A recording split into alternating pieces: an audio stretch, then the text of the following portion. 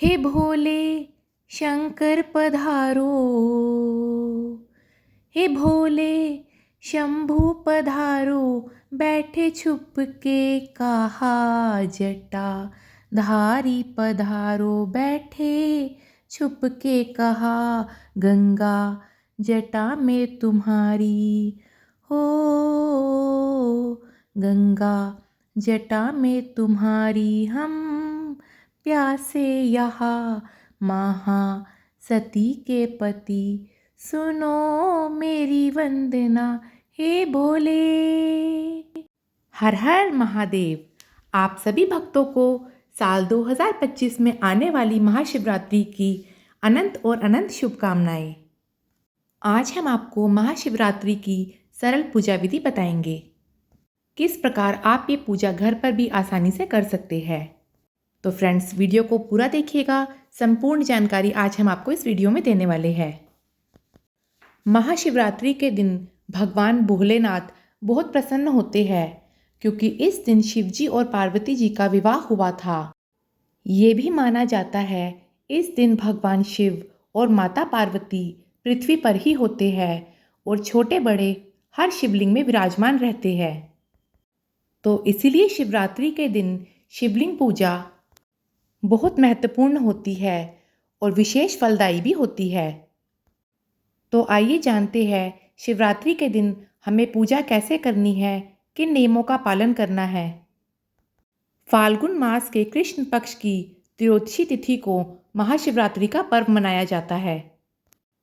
साथ ही इस दिन शिव और शक्ति यानी माता पार्वती की आराधना करने से हमें मनवांछित फलों की प्राप्ति होती है। तो चलिए जानते हैं पूजा की विधि।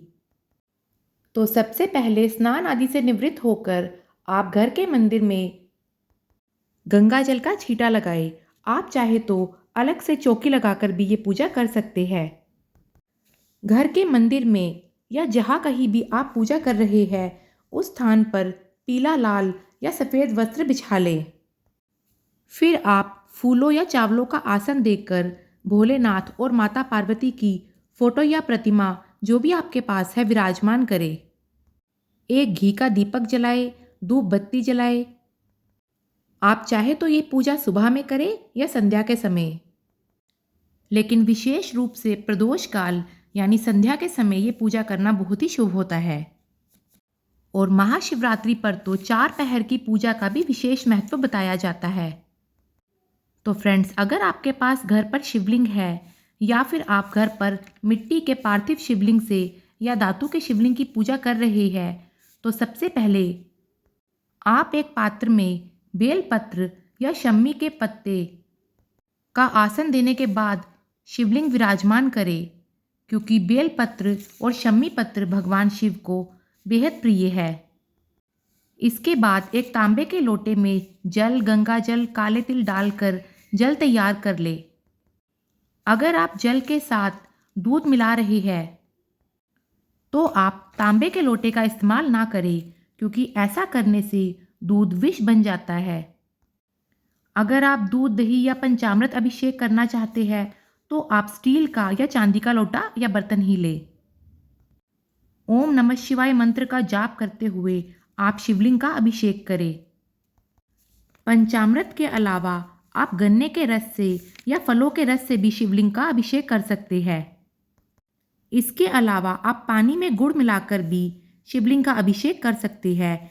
ऐसा करने से हमें धन की, लक्ष्मी की प्राप्ति होती है। और अगर आप कुछ ना हो सके तो एक लोटे जल में थोड़ा सा गंगा जल मिलाकर ही अभिषेक करें। इससे भी हमारे भोलेनाथ बहुत प्रसन्न हो जाते हैं। अभिषेक के जल को आप किसी गमले में डाल लें और उसके बाद दोबारा से एक थाल या बर्तन लें, जिसमें आप शिवलिंग को पूजा की सामग्री अर्पित करेंगे। तो बर्तन में आप फिर से बेलपत्र या शम्मी पत्र रखकर शिवलिंग को विराजमान करें। अब हल्दी रोली से शिवलिंग का तिलक करें। माता पार्वती को सिंदूर ज़रूर लगाएं और वही सिंदूर फिर आप अपनी मांग में भरें। साथ ही शिवलिंग पर साबुत अक्षत चढ़ाए। आपके पास जो भी पुष्प हो वो अर्पित करें। यदि संभव हो तो माता पार्वती को लाल गुलाब या लाल गुलहड़ का फूल ज़रूर चढ़ाएं। और भगवान शिव को नीले अपराजिता के फूल, सफ़ेद फूल या जो भी फूल आपको आसानी से मिल जाए वो ज़रूर अर्पित करें। इसके अलावा बेलपत्र, शमी पत्र, भांग, धतूरा भी शिवलिंग पर ज़रूर चढ़ाएं। लक्ष्मी प्राप्ति के लिए आप शिवलिंग पर जौ भी चढ़ा सकते हैं। बेलपत्र या शमी पत्र आप 3, 5, 11 या इससे अधिक कितनी भी संख्या में चढ़ा सकते हैं। भोग में आप आज के दिन बेर का भोग भगवान शिव को ज़रूर समर्पित करें। इसके अलावा दूध से बनी मिठाई, खीर, बताशे, गुड़ आदि का भोग भी आप लगा सकते हैं।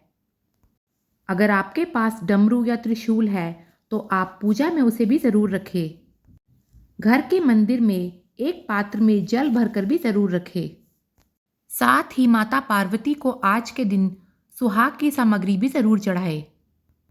सुहाग सामग्री में आप कम से कम 5, 7 या 11 चीज़ें ज़रूर रखें ताकि पूजा के बाद कुछ सामान आप अपने लिए रख सकें और कुछ किसी सुहागन महिला को दे दें। साथ ही आज के दिन आप अबीर गुलाल भी भोलेनाथ और माता पार्वती को ज़रूर अर्पित करें। अगर आप शिवरात्रि का व्रत कर रहे हैं तो व्रत की कथा भी ज़रूर पढ़ें या सुने। तो आइए अब जानते हैं 2025 में महाशिवरात्रि का व्रत किस दिन रखा जाएगा। 26 फरवरी दिन बुधवार के दिन महाशिवरात्रि का पर्व धूमधाम से मनाया जाएगा।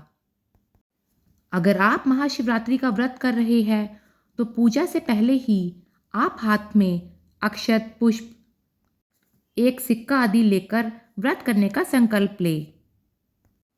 आज के दिन सुहागन महिलाएं श्रृंगार करके ही पूजा करें, क्योंकि जैसे रूप में बैठकर हम माता पार्वती का पूजन करते हैं वैसा ही रूप हमारा अखंड रहता है, क्योंकि माता पार्वती सुहाग का वरदान देने वाली माता है।